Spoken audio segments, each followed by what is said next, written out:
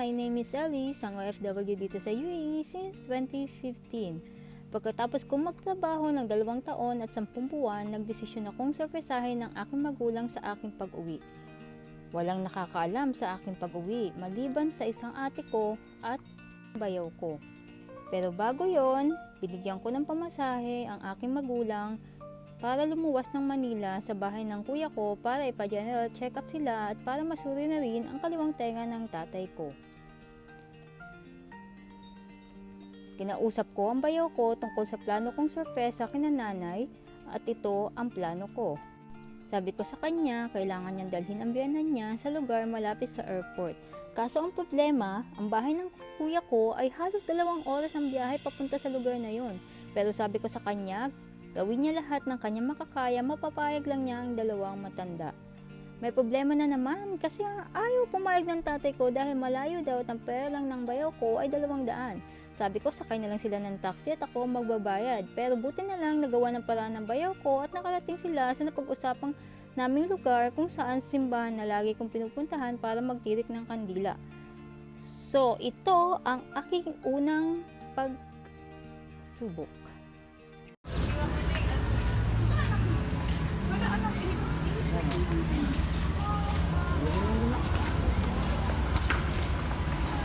Yeah, solo parang puro.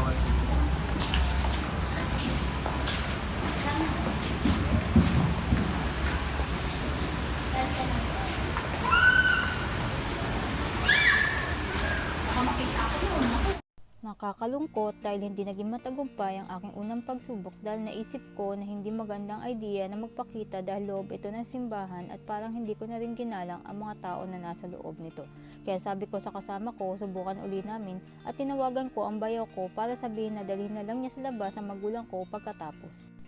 At ito na ang pinakahihintay na sandali! Yay!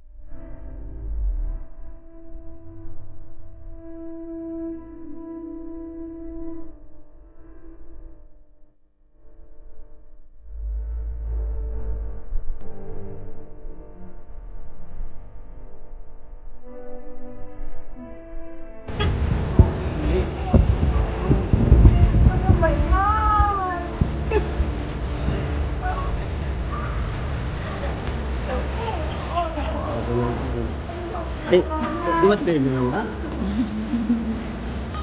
Diba? Ayos ah. Pwede pa kayo matili? Ha? Tapos? Pero ako kayo umaga.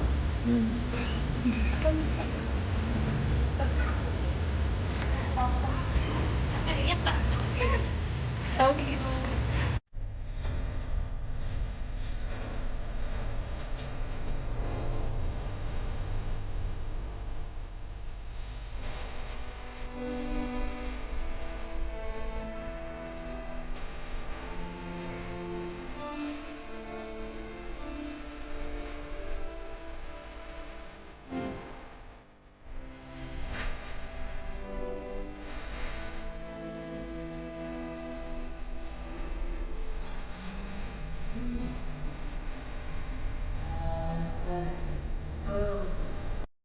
Finally, my surprise homecoming is successful.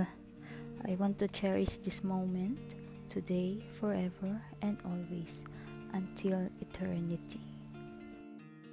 Naiiyak na ba kayo dyan, guys? Ako nga rin eh. Sobra pa rin akong naiiyak at hindi ko pa rin maintindihan yung nararamdaman ko. Mixed emotion na naiiyak, na sobrang saya, di ba? Hamakan nyo after 2 years and 10 months, nagkita kami ng aking magulang! At yun ay sorpresa, di ba? Hindi matatawaran yung saya, tipong napaka-priceless yun. Yung ngiti nila, yung luha nila, na makita mo, ramdam na ramdam mo yung pagmamahal galing sa inyong magulang.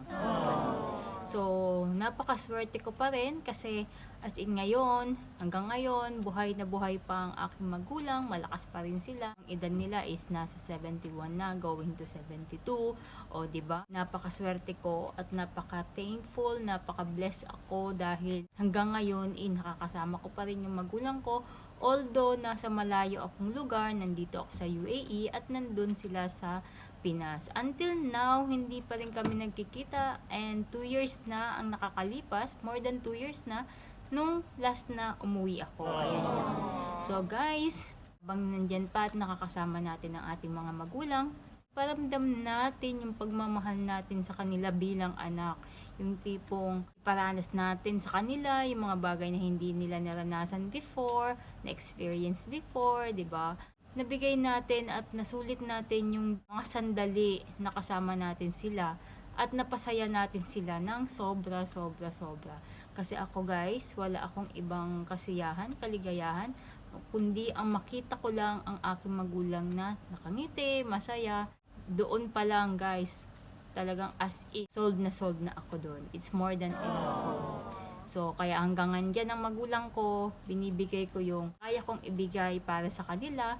Ramdaman nila na kahit wala ako sa tabi nila is ramdam nila na kasama nila ako palagi. Hindi lang sa puso, hindi lang physically, kundi as in sa lahat ng aspeto ng buhay. So yan guys, dahil pati ngayon is pandemic, alam niyo naman, nakagawian na natin ang pagsusuot ng mask. So alam naman natin guys na pag palagi tayo nagsusuot ng mask, nararanasan nyo ba at nararamdaman nyo ba na sumasakit yung inyong tenga? Diba? Kasi kadalasan medyo masikip yung mask, talagang as in pag nilagay mong ganun is talagang ilang oras pa lang na nakalagay sumasakit na, lalong lalo na sa mga nagtatrabaho na katulad ko na ilang oras na nakatayo sa selling area na nakasuot nito. So, kagaya ko na sales, talagang as in, nakakairita or masakit talaga dito. Para naman mabawasan yung sakit na nararamdaman natin, may solusyon na dito para hindi sumakit ang inyong mga tenga. Baka kasi mamaya makita na lang natin dahil hindi pa matapos-tapos tong pandemic na to, malaman na lang natin, wala na tayong tenga. Wag naman, di ba? So may solusyon tayo dyan. Dahil napakatalentado ng aking kaibigan, love na love ko tong friendshipan ko na to. Kung kailangan nyo ng tulong para hindi matanggal ang inyong mga tenga, meron na tayong solusyon dyan.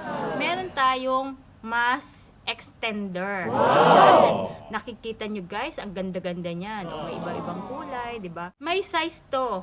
As in, may small, may medium, may large. Depende sa laki ng ulo mo. Sabi niya sa akin, malaki ba ulo mo? Maliit lang ang ulo ko. Hindi malaki ang ulo ko. Matigas lang minsan. Ayan. Ito guys, ang napakaganda niyang work of art. Ito yon. So makikita nyo, kakaiba to guys. Kasi ito ay ginansilyo. So, ibig sabihin, handmade. So, pag handmade guys, matibay. At ito ay washable. So, washable siya guys. Ang gagawin nyo lang is ilalagay nyo lang dito yung garter na inyong mask. Ilalagay nyo lang dito magkabilaan para hindi kayo masaktan. Ayan. Ilalagay nyo dito. Ayan. O, di ba? Then, isusuot nyo na siya, guys. Ganito. Ayan. Isuot nyo lang siya ng ganyan. Tapos, ganon nyo lang sa dulo. Wow. O, diba? Nakikita nyo, napakaganda dito. So, sabi ko sa inyo, maliit lang talaga ang aking ulo. So, ayan. Di ba? Maganda siya, guys. So, ito yon.